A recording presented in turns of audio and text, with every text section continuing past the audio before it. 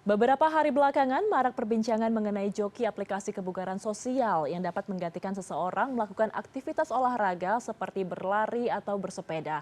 Hal ini dilakukan agar sang pemilik akun bisa mendapat skor yang tinggi untuk kemudian dibagikan ke sosial media. Lalu apakah hal ini hanya dilakukan untuk mencari validasi dan bagaimana penjelasannya dari sisi psikologi? Kita akan bahas malam hari ini bergabung bersama kami melalui sambungan virtual Pak Diki Pelupesi, psikolog sosial. Pak Diki, selamat malam. Apa kabar, Pak? Selamat malam, Mbak Ayu. Baik, alhamdulillah. Apa Al- kabar, Mbak? Baik, alhamdulillah. Pak Diki, kalau misalkan kita membicarakan tentang memalsukan sesuatu, kalau isunya adalah memalsukan barang mewah atau mungkin ijazah begitu ya, mungkin ini menjadi hal yang sudah lama kita dengar. Meskipun sekali lagi ini tidak dibenarkan. Tapi kalau memalsukan track record olahraga, ini kan jadi hal yang cukup baru dan mengherankan begitu ya. Sebenarnya secara psikologis, Ya, apa sih yang menjadi alasan masyarakat untuk melakukan kebohongan seperti ini sampai-sampai ada marak joki di aplikasi olahraga? ya, jadi sebenarnya seperti yang tadi sudah sempat disinggung, ini adalah salah satu bentuk flexing. Ya, Hmm, jadi kalau di kasus-kasus yang lalu kita lihat kasus flexing karena orang memamerkan kekayaan, memamerkan kemewahan yang dia miliki. Nah, sebenarnya ini sama gitu ya, hmm. flexing. Nah, flexing itu ya seperti yang tadi dikatakan oleh narasumber yang tadi diangkat ya, bahwa ini adalah salah satu bentuk upaya memvalidasi diri gitu. Nah, tetapi sebenarnya kenapa sih orang sampai perlu memvalidasi dirinya gitu Mhm. ya? Pertanyaannya kan seperti itu. Yang pertama itu berkaitan dengan apa ya?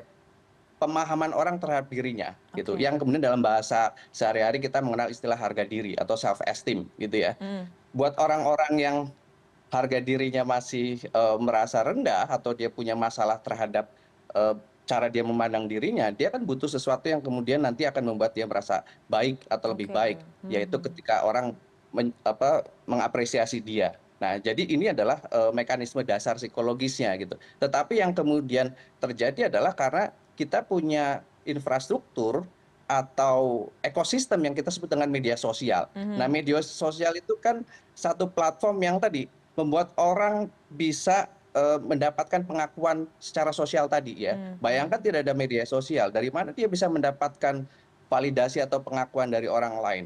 Kan nggak ada kan. Nah, jadi menurut saya ini juga karena ada faktor struktur sosial, media sosial yang akhirnya memungkinkan itu. Jadi di satu sisi ada orang merasa punya masalah dengan harga dirinya, lalu kemudian bertemu dengan platform media sosial yang bisa Oke. mengakomodasi, bisa kemudian mendapatkan dari cara-cara seperti yang tadi Oke. kita sebut sebagai flexing. Oke, baik. Jadi ada 2 poin. Yang pertama adalah mungkin insekuritas seperti itu ya. Jadi insecure dengan dirinya sendiri, kemudian juga ada pengaruh media sosial. Tapi Pak Diki, kalau kita melihat lebih jauh atau bahkan bisa dikatakan lebih ekstrim begitu ya. Apakah ini ada kaitannya dengan penyakit mental sehingga kalau kita lihat di sini seseorang bisa melakukan apapun di media sosial demi membuktikan dirinya sendiri, demi validasi diri? Ya, saya tidak sampai menduga atau curiga bahwa ini adalah berkaitan dengan masalah gangguan gitu ya seseorang. Mhm. Karena ya media sosial itu kan sebenarnya lebih banyak dipakai oleh orang kebanyakan gitu.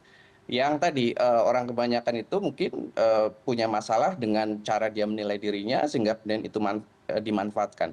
Ya bisa saja memang ada orang-orang yang punya masalah lebih lebih serius, lebih kronis gitu ya dengan cara dia melihat dirinya. Tetapi ini tidak selalu demikian mekanisme psikologisnya, dan itu juga dari beberapa studi menunjukkan bahwa tidak harus orang punya masalah mental, gangguan psikologis sampai kemudian dia melakukan hal-hal seperti ini ya, flexing Mhm. atau bahkan disebut sebagai kebohongan secara sosial ya, menggunakan media sosial. Tidak selalu demikian karena ya media sosial itu bisa diakses, bisa dipakai, digunakan oleh siapa saja, tidak harus yang kemudian punya masalah dengan gangguan mental. Demikian, Mbak Ayu. Oke, Pak Diki, kemudian apakah kalau kita lihat ini mencari validasi di media sosial saat ini menjadi sangat penting ya, terutama untuk anak muda. Sehingga kalau kita lihat dalam fenomena joki Strava ini, catatan angka itu menjadi lebih penting daripada aksi nyata. Apakah sekarang sebegitu pentingnya sosial media? Betul, dan kemudian media sosial ini memberikan standar baru ya Hmm. soal apa yang bagus, apa yang keren, apa yang Hmm. cool. gitu ya. Jadi yang bagus, yang keren, yang cool itu bukan cuma sekedar penampilan kita ya, atau barang-barang yang kita pamerkan, tetapi kemudian ya capaian-capaian yang orang bisa anggap, wah ini keren nih, Hmm, lari sekian, oh dia artinya fit banget, dia gaya hidupnya sehat gitu ya. Nah, jadi standar kita tentang yang cool, yang mhm keren gitu, mhm mhm yang oke, mhm. itu juga berubah seiring dengan adanya platform media sosial dan itu juga yang memang sebetulnya dipahami oleh para pengembang aplikasi media sosial ini. Karena Oke. sebenarnya Strava itu simpel ya. Itu adalah aplikasi untuk kemudian ketika orang berolahraga dia mau sehat gitu ya. Heeh heeh. Tetapi kan kemudian ditambahkan elemen yaitu bisa menjadi sesuatu yang dipamerkan. Oke oke, Nah, baik. ini yang kemudian akhirnya membuat media sosial itu akhirnya menjadi satu tempat di mana standar yang positif, yang keren, yang oke itu baru. Oke oke, baik. Pak Diki, ini terakhir dan mungkin boleh singkat saja karena keterbatasan waktu. Jika memang ada orang yang sudah terlanjur berada di lingkaran kebohongan ini, ada tidak tips dan triknya? Bagaimana nih cara untuk keluarnya?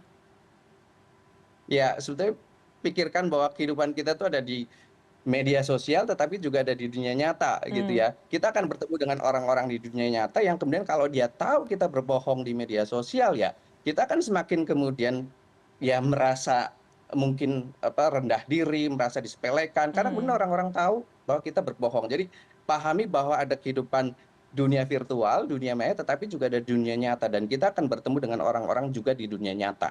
Oke, jadi harus lebih Demikian mawas Mbak. diri, harus lebih bijak dalam menggunakan sosial media karena selain efek Persis. efek positifnya ada, tapi negatifnya juga kalau salah menggunakan jauh lebih besar. Seperti itu ya. Terima kasih banyak telah bergabung malam hari ini, Betul, Pak sama-sama Mbak Pak Ayu. Diki Palupesi, psikolog sosial. Selamat malam, Pak. Sehat selalu. Selamat malam, terima kasih.